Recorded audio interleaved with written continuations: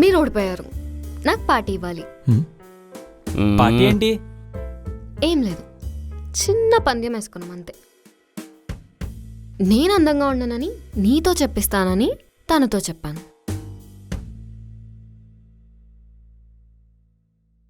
మీరందంగా లేరని నేను చెప్తా అని మీరెలా అనుకున్నారు?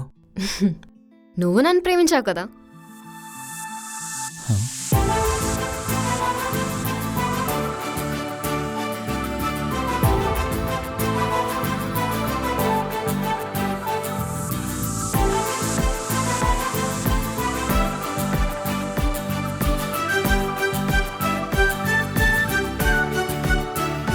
నేను నిన్ను ప్రేమించట్లేదు, సో నేను నీకు నచ్చను. అందుకని నేను అందంగా ఉండనని నువ్వు చెప్తావు. ఏం నిజమా?